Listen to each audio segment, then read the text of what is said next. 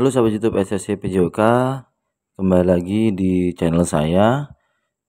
Dan di video kali ini teman-teman, saya akan berbagi tutorial kembali bagaimana mengalami cedera di area lutut.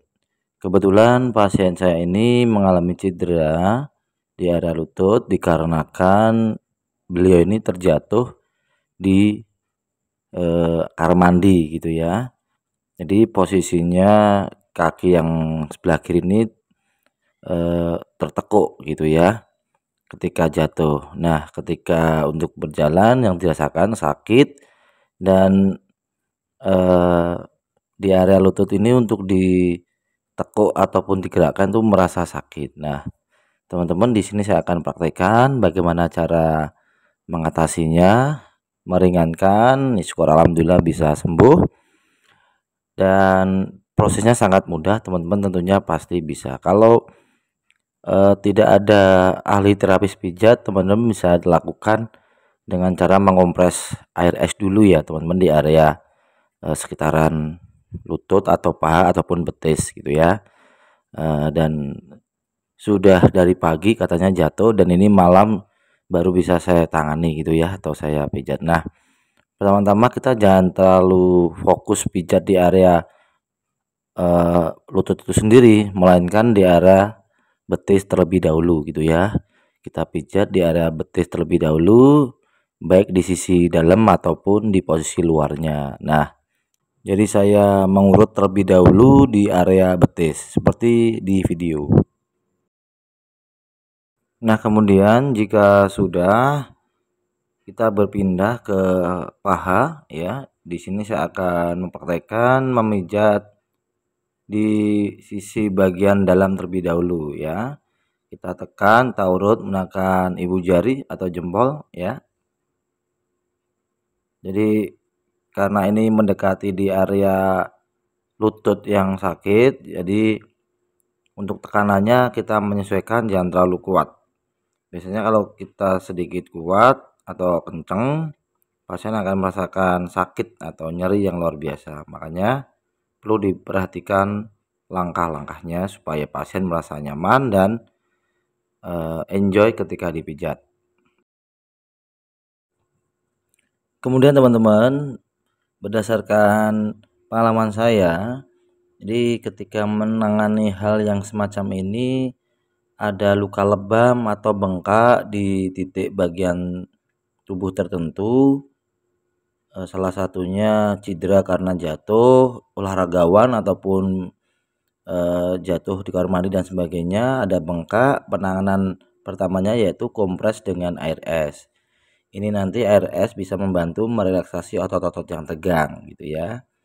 Kemudian jika ada kesempatan bisa melakukan pemijatan seperti ini teman-teman. Jadi ini juga sama supaya otot tidak tegang, tidak kaku digerakkan ketika buat untuk jalan khususnya.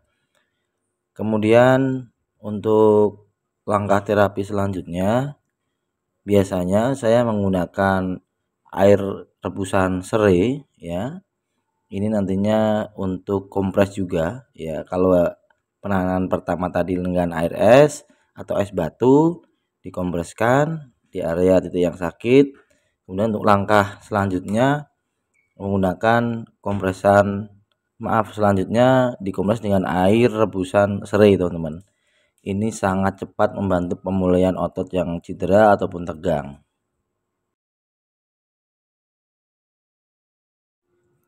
Kemudian kita beralih di sisi paha sebelah luar teman-teman ya.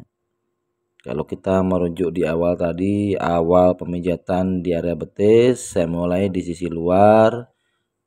Kemudian jika sudah di bagian sisi bagian dalam, kemudian kita naik ke area paha, sama mau di sisi luar dulu atau dalam dulu boleh. Intinya juga untuk merelaksasi otot yang tegang atau yang kaku.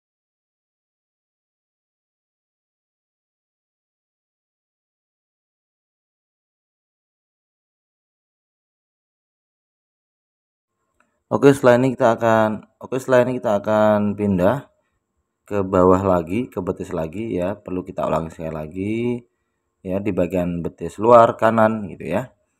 Jadi perlu saya ingatkan, ketika jatuh seperti ini cedera, jangan panik, jangan takut, ambil langkah pertama, kompres air es atau es batu, kemudian bisa lakukan pemijatan, kemudian lagi untuk hari berikutnya bisa gunakan rebusan serai untuk mengompres di area yang cedera atau yang sakit, teman-teman ya.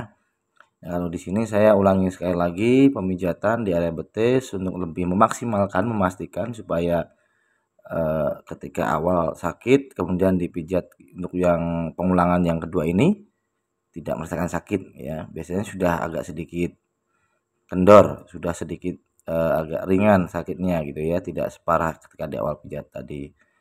Jika dilakukan dengan benar teknik pemijatan ini, nantinya pastinya akan ada hasil yang positif ya. Semisal di awal untuk jalan kaku atau terasa nyeri sakit, setelah dilakukan pemijatan hasilnya akan menjadi lebih baik dan tidak terasa sakitnya gitu kan. Nah teman-teman, lagi catatannya, ada baiknya pula untuk mempercepat penyembuhan bisa dilakukan dengan terapi fisio ya, atau fisioterapi, yaitu dengan metode air gitu ya. Menggunakan air, biasanya saya sarankan untuk berenang ya. Ini sangat cepat sekali membantu proses di tahap selanjutnya untuk pemulihan cedera seperti ini, khususnya di keni atau ankle ya, sendi-sendi rawan biasanya ini. Biasanya yang sering terjadi itu di olahragawan gitu ya. Ketika cedera seperti ini, penanganan ABC sudah dilakukan, biasanya di tahapan terapi air yaitu dengan air aja, itu dengan berenang gitu ya teman-teman. Nah sahabat YouTube SSC PJOK, semoga video ini dapat membantu teman-teman semua yang mengalami cedera dan bisa diperhatikan di rumah, meskipun tidak ada terapis yang ikut serta membantu, tapi saya yakin dengan menonton video ini teman-teman bisa melakukan sendiri di rumah gitu ya, dengan arahan pemijatan seperti yang saya perhatikan di sini. Semoga video ini bermanfaat dan berguna, bisa saling info ke teman-teman yang lain, bantu share supaya juga membantu teman-teman yang sedang membutuhkan. Dan terakhir di sini saya akan menarik ya ke arah bawah, memastikan bahwasanya kondisi pasien sudah mulai membaik dan memastikan juga posisi sendinya. Gitu teman-teman ya. Sekian dari saya, terima kasih. Ikuti terus video saya selanjutnya di channel YouTube SSCP juga. Terima kasih. Salam olahraga.